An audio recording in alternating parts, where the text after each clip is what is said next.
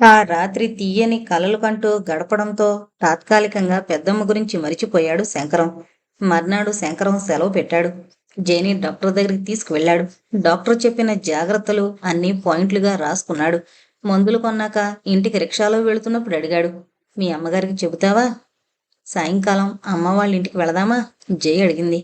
సాయంకాలం నాకు కుదరదు, ముక్తసరిగా అన్నాడు శంకరం. సెలవు పెట్టారు కదా. అవును, ఇప్పుడు ముఖ్యమైన పనేంది కదా. ఇప్పుడు ఇంకో పనుంది. ఇంకో పనా? ఆశ్చర్యంగా అడిగింది జయ. అవును, శంకరం పొడి పొడిగా అన్నాడు. విశాల ఇండస్ట్రీస్ గురించి వాకప్ చెయ్యాలి. ప్లీజ్, ఆ సంగతి మర్చిపోండి. జయ ప్రాధేయపూర్వకంగా అడిగింది. శంకరం తల అడ్డంగా ఊపాడు. ఈ విషయంలో మాత్రం నేను మొండిగా ఉండదలుచుకున్నాను జయ. వాళ్ళని ఊరికే వదలను. జయ చాలాసేపు మాట్లాడలేదు. జయ, నేను సినిమాల్లో హీరోలాగా వాళ్లపైన పగ తీర్చుకుంటానని అనడం లేదు. వాళ్ళని కలిసి మీరు చేసిన నికృష్టమైన పని నాకు తెలుసు, మీరెంత నీచులో అందరికీ చెబుతాను అనేసి వచ్చేస్తే చాలు, నా మనసుకి శాంతి. అయితే ఓ పని చేయండి, కొంతసేపు ఆలోచించాక అంది జయ. నన్ను మా అమ్మ వాళ్ళ ఇంటి దగ్గర దించి మీరు మీ డిటెక్షన్ మొదలు పెట్టండి. అయితే ఒకటి, అనవసరమైన రిస్కులు తీసుకోకండి. శంకరం తల ఊపాడు. జై చెప్పినట్లు డిటెక్షన్లో మొదటి భాగంగా అతను టెలిఫోన్ డైరెక్టరీ తీసుకుని విశాల ఇండస్ట్రీస్ గురించి పరిశీలించి చూశాడు. సనత్ నగర్ ఇండస్ట్రియల్ ఎస్టేట్లో ఉంది అది. ఫోన్ చేద్దామనుకుని వద్దు, సరాసరి అక్కడికి వెళ్లడమే ఉత్తమం అనుకున్నాడు. 2 ఫ్లాట్లు కలిపి పెట్టిన ఇండస్ట్రీ అది. ఇప్పుడు బాగా నడుస్తున్నట్లు లేదు. ముందు ఉన్న విశాల ఇండస్ట్రీస్ అన్న బోర్డులో పెయింటు పెచ్చులు ఊడిపోయింది. గేటు ముందు కూర్చున్న సెక్యూరిటీ గుర్కాతో మేడంని కలవాలి అన్నాడు శంకరం. మేడమ్మా? ఇక్కడ మేడం ఎవరూ లేరు. పోనీలే, సాబుని కలుస్తాను అన్నాడు శంకరం తడుముకుంటూ. లోపలుంది ఓ గుజరాతీ అయిన. విశాల శివరావుని కలవడానికొచ్చానని సూటిగా చెప్పాడు శంకరం. అర్జెంటా? అడిగాడాయన. అవును అన్నాడు శంకరం. వాళ్ళు ఎక్కడుంది నువ్వు కనుక్కుంటే నాకు ఫోన్ చేసి చెప్పు, నేను ఎంత ఖర్చైనా వచ్చి వాళ్ళ ముఖాన ఉమ్మేస్తాను అన్నాడాయన. మెషనరీతో సహా ఇస్తామని ఆయనకి అబద్ధాలు చెప్పి ఆ ఇండస్ట్రీ అమ్మారట. తీరా గేటు తాళాలు తీసి లోపలికి వెళ్ళి చూస్తే మిషనరీ అంతా అప్పటికే వేరే ఎవరికో అమ్మారట. అదీ కాక ఇంకొకరి దగ్గర మిషనరీ అమ్ముతామని అడ్వాన్స్ కూడా తీసుకున్నారట. నష్టాల్లో నడుస్తున్న పరిశ్రమని ఇంకొన్ని డబ్బులు ఖర్చు పెట్టి లాభాలొస్తాయని రంగు పూసి ఇలా 4-5 మోసం చేశారట. అలా అందిన చోటల్లా డబ్బులు పోగేసి మాయమయ్యారట. వాళ్ళు ఎక్కడికి వెళ్లారో తెలుసా? శంకరం నిరాశగా అడిగాడు. ముంబై వెళ్లారని కొందరు అంటున్నారు, పంజాబ్ వెళ్లారని కొందరు అంటున్నారు. ఎక్కడున్నా వాళ్ళు బాగుపడరు, నాశనం అయిపోతారు. లేచి వెళ్ళి కిటికీలోంచి ఉమ్ముతూ అన్నాడాయన. నీరసంగా ఇంటి దారి పట్టాడు శంకరం. అయితే జయ మాత్రం ఆ సంగతి విని చాలా సంతోషించింది. పోనీలేండి, పేడ వదిలింది. ఎంతమంది ఉసురు పోసుకుని వాళ్ళేం సుఖపడరులేండి. శంకరం సమాధానం పడలేదు. వాళ్ళు ఎలా ఉన్నారో నాకు అనవసరం జయ. మీరు నన్ను మోసం చేశామని సంబరపడుతున్నారేమో, కానీ నాకు జరిగిన నష్టం కన్నా రేపు మీకు జరిగే నష్టం చాలా ఉంది అని వాళ్లతో చెబితే చాలు. వాళ్ళ గురించి అందరికీ చెప్పగలిగితే నాకు తృప్తి. ఆ అవకాశాన్ని పోగొట్టుకున్నాక ఇక నాకు శాంతి ఎక్కడుంటుంది? అంతలోనే శంకరం సంభాళించుకుని, సారీ, మనిద్దరం ఎంతో మధురంగా గుర్తించుకోవలసిన ఈ రోజు నా వల్ల కాస్త చేదుగా అయినట్లుంది కదూ. ఇక ఆ ప్రసక్తి తీసుకురాను. మన జీవితాలకి ఓ అర్థాన్నిచ్చే విషయం ఇది జయ. బహుశా అది గుర్తించుకుని నేను చికాకు కలిగించే ఇతర విషయాలన్నింటినీ నువ్వు విస్మరించాలి అన్నాడు. ఆ తర్వాత జరిగిన ఇంకో సంఘటన కూడా అతను పెదనాన్న గురించి మరిచిపోయేందుకు దోహదం చేసింది. 2 రోజుల తర్వాత ఓ మధ్యాహ్నం అతను ఆఫీసులో పనిచేసుకుంటుంటే అలవాటు ప్రకారం హ్యూను ముంబై నుంచి వచ్చే టైమ్స్ ఆఫ్ ఇండియా పేపర్ తీసుకొచ్చి అతని టేబుల్ పైన పెట్టాడు. అందులో ఫైనాన్స్ పేజీ చదవడం అతని డ్యూటీలో ఓ భాగం. ముందుగా లక్ష్మణ్ కార్టూన్ చూసి పేజీ తిప్పబోతున్న అతన్ని ఓ వార్త ఆకర్షించింది. 22వ పోప్ జాన్ 6వ పోపు పాలుల ఆధ్వర్యంలో జరిగిన 2వ వాటికన్ కౌన్సిల్లో తీసుకున్న నిర్ణయాల గురించి వార్తావాక్యది. మిగిలిన మతాలకు చెందిన జ్ఞానుల బోధనలు కొన్ని సందర్భాల్లో క్యాథలిక్ చర్చి నమ్మే విశ్వాసాల కన్నా భిన్నంగా ఉండుండొచ్చు. అయినా అన్ని మతాలకి చెందిన విజ్ఞులు ప్రబోధించే ఆధ్యాత్మికతని, నీతి నియమాల్ని, సాంఘిక సాంస్కృతిక విలువలని అధ్యయనం చేయడం అభిలాషణీయమని పోపు మాటలని శిరోధార్యంగా భావించే వారందరూ అన్య మతాలలో ఉన్న ఉత్తమ విలువలపైన అవగాహన పెంచుకోవాలని కోరుతూ ఆ కౌన్సిల్లో ఓ తీర్మానం చేయడం జరిగింది అన్నది ఆ వార్త వాక్య సారాంశం. అది చదివి శంకరం ఇక ఫైనాన్స్ పేజీ గురించి మరిచిపోయాడు. ఆ వార్తని ఎన్నిసార్లు చదివాడో అతనికే తెలీదు. ఇంటికి వెళ్ళగానే ఆ సంగతి జయకి ఎంతో సంతోషంగా చెప్పాడు. ఎందుకంత సంబరం? జయ అయోమయంగా అడిగింది. చిన్నపిల్లలకి మతం అంటగట్టడం సరికాదని నాన్నగారు అనేవారు. ఆ సంగతి నేను ఫాదర్కి చెబితే ఆయన మనసులో అది హత్తుకుపోయింది. ఆ తర్వాత ఆయన ఉపనిషత్తులు, భగవద్గీత అధ్యయనం చేయడం మొదలుపెట్టారు. నేను కుతూహలంతో అవన్నీ చదివేవాణ్ణి. ఒకసారి కఠోరోపనిషత్తు చదివాక ఫాదర్ అన్న మాటలు నాకింకా బాగా గుర్తున్నాయి. ఈ ఉపనిషత్తులకి మతం ముద్ర వేసి ఇవి హిందూ మతానికి చెందినవి అని అనడం చాలా పొరపాటు అని నాకు అనిపిస్తోంది. అసలు ఈ జీవితం ఏంటి అన్న ప్రశ్నకి మహామేధావుల అన్వేషణ నుంచి, జిజ్ఞాస నుంచి వెలువడిన సమాధానాలే ఇవి అని ఆయన అనేవాడు.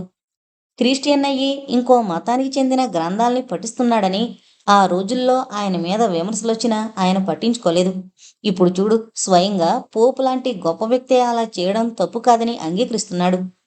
ఎంత నిగ్రహించుకున్నా శంకరం కళ్ళల్లో నీళ్లు నిండాయి. జయ కదిలిపోయింది. మీరు చాలా కష్టాలు పడ్డారు, నిజమే. కానీ మామూలు పరిస్థితుల్లో ఎవరికీ సాధ్యపడని విధంగా అసాధారణ వ్యక్తులతో మీకు పరిచయాలయ్యాయి. ఒక విధంగా అది అదృష్టం కాదా? అంది జయ. శంకరం తడికళ్ళు మెరిశాయి. 7 నెలల తర్వాత ఆ అమ్మాయి పుట్టింది. ఎన్నెన్నో పేర్లని వెతికి ఇది కాదు అది కాదు అనుకుని చివరికి శార్వరి అన్న పేరుని నిర్ణయించారు. ఆ తర్వాత వాళ్ళ జీవితం చాలా సాఫీగా సాగింది. శార్వరి చదువులో బాగా చురుగ్గా ఉండేది. ఎంసెట్లో మంచి ర్యాంక్ తెచ్చుకుని మెడిసిన్లో చేరింది. హౌస్ సర్జన్ చేసే ముందు తల్లిదండ్రులతో అంది, మా సీనియర్ కిరణ్ తెలుసుగా, అతను ఇప్పుడు ఎండీ చేస్తున్నాడు. మేమిద్దరం పెళ్లి చేసుకుందాం అనుకుంటున్నాం. కిరణ్ వాళ్ళ నాన్నగారితో మీరు మాట్లాడితే బాగుంటుంది. జయ, శంకరం సంబరంగా వెళ్లి కిరణ్ తల్లిదండ్రుల్ని తమ ఇంటికి రమ్మని ఆహ్వానించారు. పెళ్లివారు వస్తున్నారని జయ బాగా హడావిడి చేసింది. కిరణ్తో పాటు ఆయన తల్లిదండ్రులు, కిరణ్కి బాబాయ్ వరసయ్యే ఆయన కూడా వచ్చారు. ఇక మనం కొంచెం సేపు పిచ్చాపాటి మాట్లాడుకోవాలి అన్నాడు కిరణ్. బాబాయ్ వాచ్ చూసుకుని ఇంకో అరగంట తర్వాత ముహూర్తం బాగుంది. అప్పుడు అన్నీ అనుకుని సరే అనుకుంటే బాగుంటుంది. మీరు ఎలా అంటే అలా అన్నాడు శంకరం. కిరణ్ తండ్రి మాట్లాడేలోగా మళ్ళీ బాబాయ్ అన్నాడు. శంకరం గారు, వచ్చినప్పటి నుండి మిమ్మల్ని ఓ విషయం అడగాలనుకుంటున్నాను. మిమ్మల్ని ఎక్కడో చూసినట్లుంది. అవునా? నాకు అలాగే అనిపించింది. మీరు ఏ ఊళ్ళో చదివారు? శంకరం అడిగాడు. తీరా చూస్తే శంకరం, ఆ బాబాయ్ ఒకే ఊళ్ళో ఒకే సమయంలో వేరువేరు కాలేజీల్లో డిగ్రీ చదివారట. ఆ ఊళ్ళో మీకు బంధువులున్నారా? బాబాయ్ అడిగాడు. లేరండి, శంకరం క్లుప్తంగా జవాబిచ్చాడు. శార్వరి తండ్రి వంక ఆందోళనగా చూసింది. ఆయన వారాలు చేసుకుని చదువుకున్నాడని ఆమెకు తెలుసు. ఇప్పుడు అది బయటికి రావడం ఆమెకిష్టం లేదు. కానీ ఆమె భయపడినంత అయింది. మరి బంధువులు లేకపోతే ఎక్కడుండేవాళ్ళు? యథాలాపంగా అడిగాడు బాబాయ్. శార్వరి ముఖం పాలిపోయింది. వద్దు నానా, వద్దు అన్నట్లు శంకరం వంక చూస్తూ స్వల్పంగా తల ఊపింది. బాబాయ్ పదే పదే అడుగుతుంటే శంకరానికి తప్పలేదు. అబద్ధాలు చెప్పడం అతనికి ఇష్టం లేదు. నాకు 13 వచ్చేసరికి మా అమ్మ నాన్న లారీ ప్రమాదంలో మరణించారు. కొన్ని దురదృష్టకరమైన పరిస్థితుల వల్ల వారాలు చేసుకుంటూ చదువుకున్నాను అన్నాడు. ఆ మాటలు పెళ్లివారందరి ముఖ కవళికలను మార్చేశాయి. అంతవరకు నాట్యం చేసిన చిరునవ్వు ఎగిరిపోయింది. చివరికి కిరణ్ మొహం కూడా వాడిపోయింది. కిరణ్ తండ్రి ముందుగా తేరుకున్నాడు. భార్య వంక చూసి సన్నగా తల ఊపాడు. జయ పక్కన కూర్చున్న ఆవిడ లేచి భర్త దగ్గరగా వెళ్ళింది. ఆవిడ చెవిలో ఏదో చెప్పాడాయన. శంకరం గారు, చాలా థ్యాంక్స్ అండి. చాలా రోజుల తర్వాత మంచి భోజనం తిన్నాం అని చెప్పేసి వాళ్ళు వెళ్ళిపోయారు. కాబోయే కోడలికివ్వాల్సిన నగ బాక్సులోంచి బయటికి రాలేదు. పట్టుచీర ప్యాకెట్లోనే ఉండిపోయింది. మంచి సమయం అని బాబాయ్ చెప్పిన ఘడియలు రాకుండానే, పెళ్లి మాటలు ఎత్తకుండానే వాళ్ళు వెళ్ళిపోయారు. విస్తుపోయిన శంకరం తేరుకునేసరికి వాళ్ళ కారు మలుపు తిరిగింది. శార్వరికి చాలా కోపం వచ్చింది. తన గదిలోకి వెళ్ళి టక్కున తలుపు వేసుకుంది. జయ తలుపు తట్టింది. శార్వరి, తలుపు తీ. శార్వరి మాట్లాడలేదు. జయ కంగారు పడింది. ఏమండి, అదలా తలుపు వేసుకుంటే నాకు భయంగా ఉందండి అంది. శంకరం వెళ్ళి తలుపు దగ్గరగా నుంచుని, ప్లీజ్ బయటికి రా అమ్మా అన్నాడు. నాతో మాట్లాడకండి. వారాలు చేసుకుని బాగా పైకొచ్చిన మహానుభావులం అని గర్వపడేవాళ్ళు మిగతా వాళ్ళ గురించి పట్టించుకోవడం ఎందుకు? తన్నుకొస్తున్న ఏడుపుని అణుచుకుంటూ అరిచింది. ఏయ్, ఏం మాట్లాడుతున్నావు అంది జయ. శంకరం ఆమెని వారించాడు. అసలే అది బాగా డిసప్పాయింట్ అయింది, చివాట్లు వేయకు అన్నాడు మెల్లగా. శార్వరిని ఉద్దేశించి, శార్వరి, నాకు తప్పలేదమ్మా. వారాలు చేసుకున్నానని చాటింపు వేసుకోవాలన్న కోరిక నాకు లేదు. ఆయన సూటిగా అడిగితే అబద్ధం చెప్పడం తెలియక అలా చెప్పాను. ప్లీజ్ అర్థం చేసుకో, నేను వాళ్ళని ప్రాధేయపడతాను. శంకరం మాటలు పూర్తి కాలేదు. శార్వరి దడేలను తలుపు తీసింది. ఎర్రగా ఉన్న కళ్ళు, కన్నీళ్లతో తడిసిన చెక్కిళ్ళు, రేగిపోయిన జుట్టు, పావుగంట క్రితం కొత్త పెళ్లి కూతురులా చేసుకున్న అలంకరణంతా శోభావిహీనంగా మారింది. ఏం ప్రాధేయపడతారు? అసలు మిమ్మల్ని వాళ్ళ దగ్గర కూడా రానియరు. కిరణ్ వాళ్ళ నాన్నగారు క్లాస్ 1 ఆఫీసర్. వాళ్ళ తాతగారు జడ్జిగా పనిచేశారట. చాలా మంచి స్టేటస్ ఉన్న కుటుంబం వాళ్ళది. ఎంపీ గారి కూతురు సంబంధం వస్తే కాదని కిరణ్ పట్టుబట్టి వాళ్ళని ఒప్పించాడు. ఇప్పుడేమైంది? మీ మూలంగానే అంతా సర్వనాశనమైంది. శంకరం తల వంచుకున్నాడు. జయ ఆవేశంగా ఏదో అనబోతుంటే వద్దు అన్నట్లు శంకరం తల ఊపాడు. ఎవరెవరి ఇళ్లలోనో వారాలు చేసుకున్న వాడి కూతుర్ని వాళ్ళు కోడలుగా ఎలా చేసుకుంటారు? కిరణ్ కాక వేరెవరిని నేను పెళ్లి చేసుకోను. ఇప్పుడు మీకు ఆనందంగా ఉందా? మీ ఆత్మకథ రాసి పబ్లిష్ చేయండి. వీధి దీపాల కింద చదువుకున్నాను, వారాలు చేసి కడుపు నింపుకున్నాను, అడుక్కుని నోటు పుస్తకాలు సంపాదించుకున్నానని గర్వంగా ప్రకటించుకోండి. శార్వరి ఆవేశం తగ్గలేదు. జయ ఏడుస్తూ కూలబడింది. శంకరం స్థాణువులా నిలబడిపోయాడు. వాళ్ళిద్దరినీ తిరస్కారంగా చూస్తూ మళ్ళీ తలుపు వేసుకుంది. ఈసారి తలుపు తీయమని ఎవరూ అడగలేదు. కిరణ్ వాళ్ళ బాబాయిని కలిసి ఆయన ద్వారా కిరణ్ తల్లిదండ్రుల్ని కదిలించాలనుంది నాకు. ఎలా ఉంటుంది? శంకరం అడిగాడు. జయ కళ్ళు మెరిశాయి. ఆలోచన బాగుంది. సరాసరి కిరణ్ వాళ్ళ ఇంటికి వెళ్ళడం కంటే ఇది బెటర్. కార్యం సానుకూలమవుతుందన్న ఆశ పుట్టింది ఆమెకి. వీళ్ళు కలవగానే కిరణ్ బాబాయ్ బాగా నొచ్చుకున్నాడు. 2 మాటలు చెప్పుకుని ఇచ్చిపుచ్చుకోవడాలు, నిశ్చయాలు అయిపోవలసిన క్షణంలో పిచ్చి ప్రశ్న వేసి అంతా చెడగొట్టానని నాకు చాలా బాధగా ఉంది శంకరం గారు. నాకు వారం రోజులు టైం ఇవ్వండి. మా అన్నయ్యని నేను ఒప్పిస్తాను అన్నాడాయన. అన్నట్లుగానే వారం రోజుల్లోనే ఆయన ఓ శుభవార్త మోసుకొచ్చాడు. శర్వరిని కోడలుగా చేసుకోవడానికి కిరణ్ తల్లిదండ్రులు అంగీకరించారు. అయితే ఒక్క షరతుంది. తన గత చరిత్ర గురించి శంకరం ఇక నోరు విప్పకూడదు. విప్పినా అబద్ధాలు చెప్పాలి అంతే. జయ, శంకరం ఆయనకి కృతజ్ఞతలు చెప్పారు. ఆయన వెళ్ళాక శంకరం చేదుగా నవ్వన్నాడు. శర్వరిని వాళ్ళు కోడలుగా అంగీకరించారు, కానీ నన్ను వియ్యంకుడిగా ఒప్పుకోవడానికి సిద్ధంగా లేరన్నమాట. పెళ్లి హడావిడిలో మెల్లగా ఆ సంగతిని కూడా మరిచిపోయాడు శంకరం. శర్వరి పెళ్ళయి అత్తవారింటికి వెళ్ళింది. దృశ్య పుట్టి తాతయ్య అమ్మమ్మలకి హోదానిచ్చాక శంకరం దంపతుల ఆనందానికి అవధులు లేవు. మళ్లీ జీవితం ఒడిదుడుకులు లేకుండా వేగంగా సాగింది. దృశ్య తల్లిదండ్రుల్లాగా డాక్టర్ అవ్వాలని చిన్నప్పటి నుండి కోరుకునేది. అనుకున్నట్లుగానే పాండిచ్చేరిలో సీటు సంపాదించింది. డిగ్రీ తీసుకుని దృశ్య ఇంకో 2 నెలల్లో వస్తుంది అని శంకరం, జయ ఎదురుచూస్తున్నప్పుడు జరిగిన ఇంకో సంఘటన మళ్లీ వాళ్ల జీవితాన్ని కుదిపింది. అప్పటికి శంకరానికి 65 నిండాయి.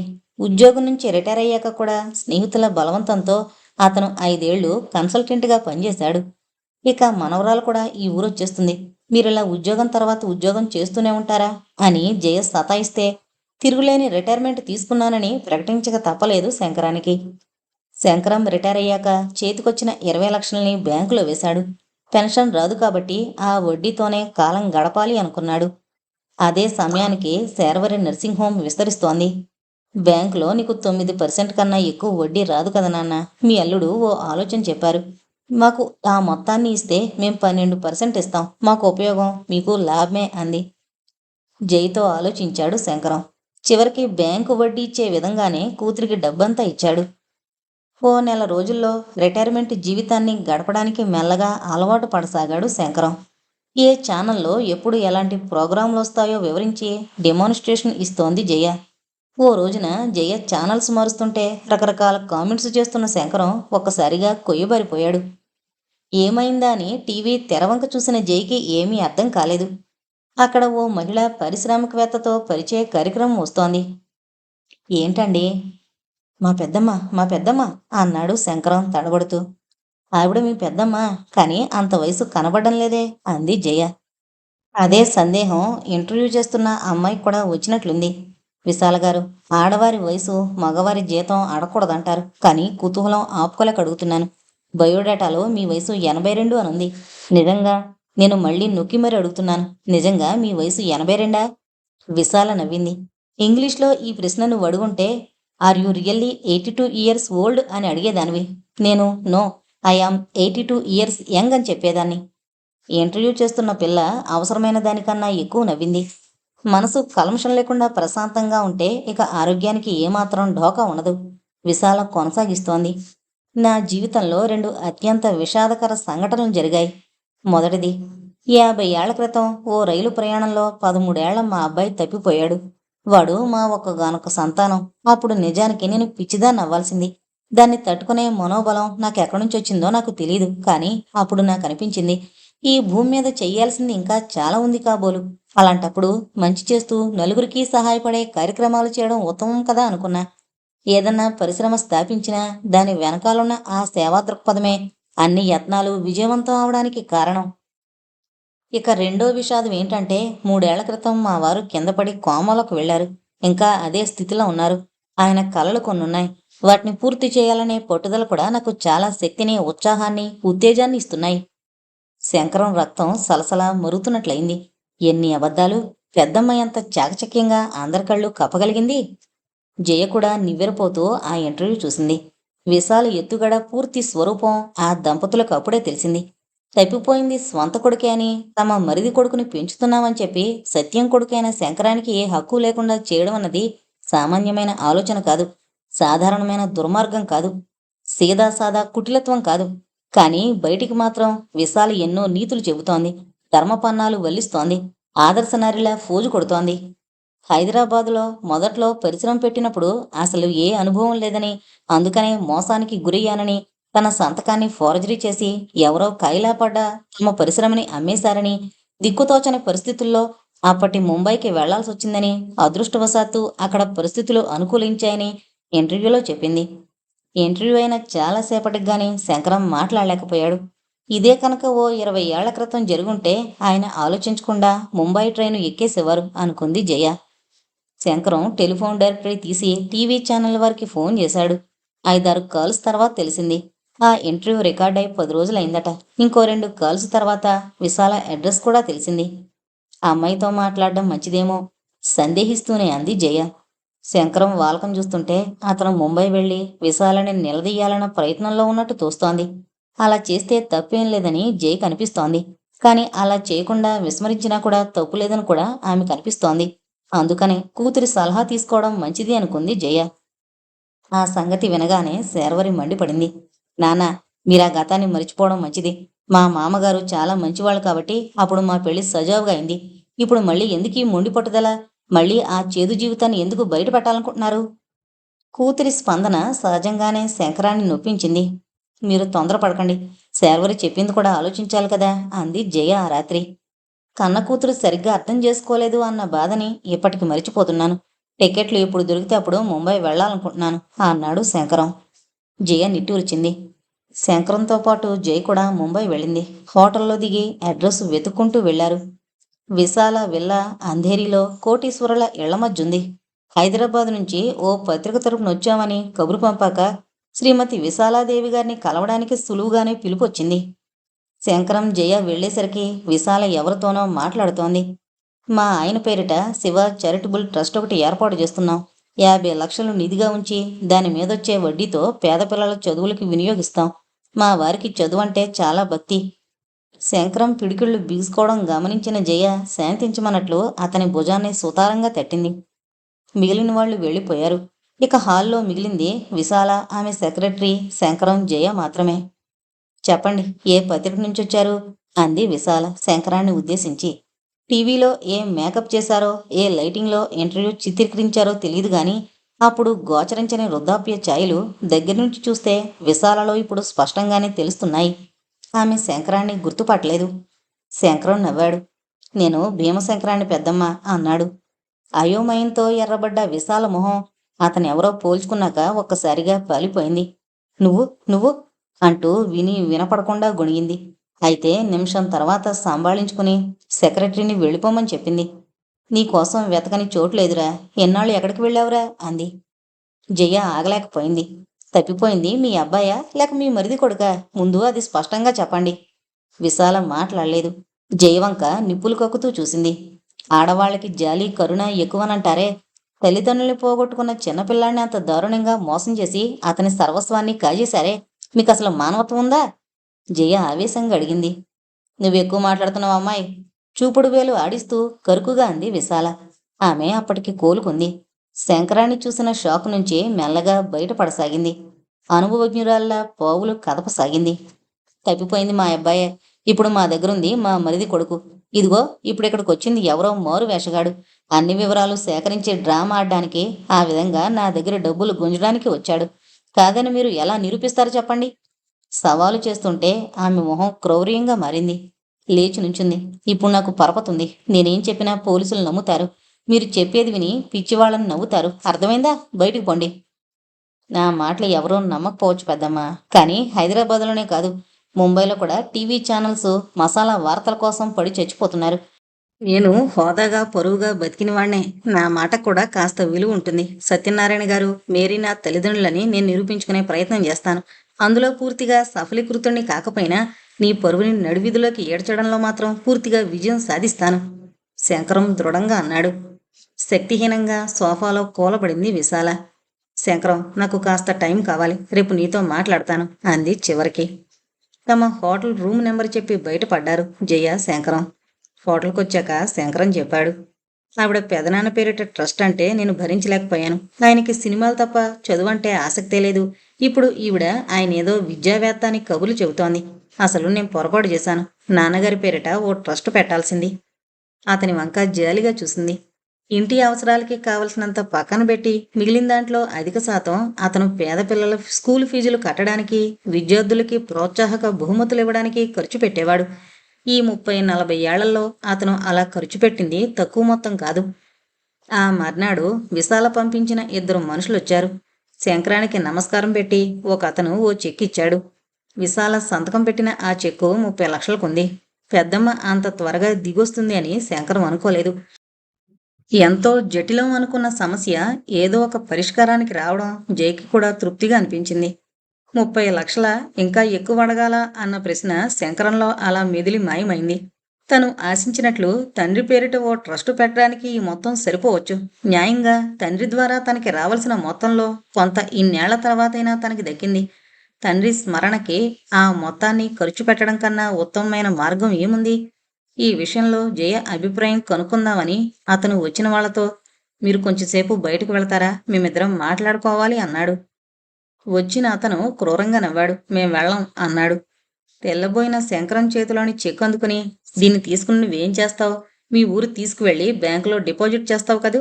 30 లక్షలొస్తే నువ్వు కుష్, అంతేనా అంతేనా అంటూ చటుక్కున జేబులోంచి చాకు తీసి జైని ఒడిసిపట్టుకుని ఆమె మెడపైన చాకు మూన నొక్కాడు. చాకు పొదునికి చర్మం బాగా నొక్కుకుపోయి ఎర్రబడింది. అప్పుడు నీ భార్య చచ్చిపోయినా పర్వాలేదా? ఆ తర్వాత నిన్ను లేపేస్తాం. మాకు ఖర్చు కూడా ఎక్కువ కాదు, 2 లక్షలు అంతే. ప్రాణానికి 1,00,000 చాలా చీప్ కదూ అన్నాడు. శంకరం నిశ్చేష్టుడయ్యాడు. శక్తిని కూడగట్టుకుని అతను కదలబోతుంటే రెండో అతను కూడా పొడవైన చాకు తీశాడు. జయ కుడికంటి మీద ఆంచాడు.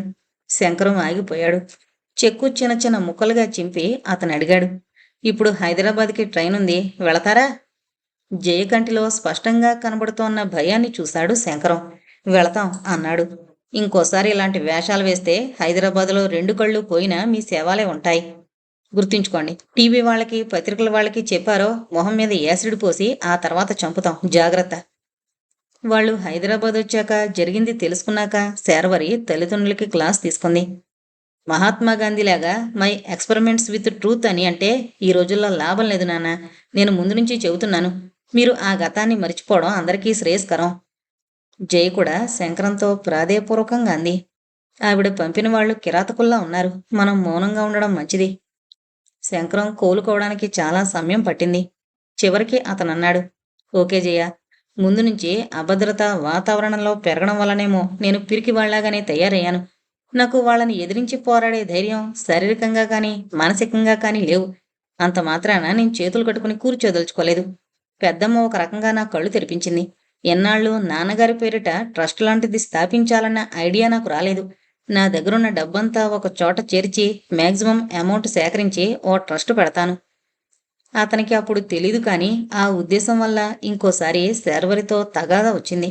ఇప్పుడు ట్రస్ట్ ఆలోచనలు వచ్చాక కూతుర్ని, శార్వరి, నీకు ఇచ్చిన మొత్తంలో నాకు సగం డబ్బు కావాలి. ఆ 10 లక్షలతో నాన్నగారి పేరిట ట్రస్ట్ పెడతాను అని అడిగాడు శంకరం. పరాయి వాళ్ళని అడిగినట్లు మీరు ఇలా అడుగుతారని నేను అనుకోలేదు నాన్న. మేమిప్పుడు ఇవ్వలేం. అయినా వడ్డిస్తున్నాను కదా. అయినా మీ ప్రవర్తన ఏం బాగలేదు. మీ అల్లుడికి చెబితే ఆయనకి కోపం వస్తుంది. అని శార్వరి ఒక మాటకి ఇంకో మాటకి పొంతన లేకుండా జవాబిచ్చింది. కూతురి వైఖరికి శంకరం దెబ్బతిన్నాడు. ఏం చేయలేక ఇంటికొచ్చి భార్య దగ్గర బాధపడ్డాడు. జయ అతన్ని ఊరడిస్తుంటే అతనికి ఓ ఊహొచ్చింది. జయ, నాకు ఓ పరిష్కారం తట్టింది. దానివల్ల ఎవరికీ ఇబ్బంది ఉండదు. ఈ ఇల్లు అమ్ముదాం. ఎంత లేదన్నా 20 లక్షలొస్తాయి. 10తో ఓ చిన్న ఫ్లాట్ కొనుక్కుందాం. మనిద్దరికి అది సరిపోతుంది. మిగిలిన 10తో ట్రస్ట్ పెడదాం ఉత్సాహంగా అన్నాడు శంకరం. ఆ ప్రపోజల్ విని శార్వరి గంగవీరులెత్తింది. ఎవరైనా పిల్లలకి ఆస్తులు మిగిల్చి వెళ్లాలనుకుంటారు. ఉన్నదాన్ని అమ్మేయాలనే వింత ఆలోచన మీకెలా వచ్చింది? అయినా ఇప్పుడు మీరు ట్రస్ట్ పెడితే మీ గతమంతా బయటకొస్తుంది. ఇక మేం తలెత్తుకుని బతకలేం. అదేనా మీకు కావాల్సింది? నేను ఎంతో కష్టపడి పైకొచ్చానని దండోరా వేసి మీ ఈగోని తృప్తిపరచుకోవాలనుంది మీకు. అంతేకాని మా ఫీలింగ్స్కి అసలు విలువ ఇవ్వడం లేదు. మీరు ఇల్లమ్మితే మీకు కూతురు లేదనుకోండి అని ఖచ్చితంగా చెప్పింది. శంకరం ఇరుకున పడ్డాడు. కూతుర్ని నొప్పించకూడదు అని అనుకుంటే ఇక తండ్రి స్మృతి చిహ్నంగా ఏమీ చేయలేడు. అలా కాకుండా తండ్రి పేరిట ఏమన్నా కార్యక్రమం ప్రారంభించాలంటే కూతురుతో విరోధం తప్పదు. అది జరిగి నెల రోజులవుతోంది. అప్పటినుండి శార్వరి తల్లిదండ్రులతో మాట్లాడడం లేదు.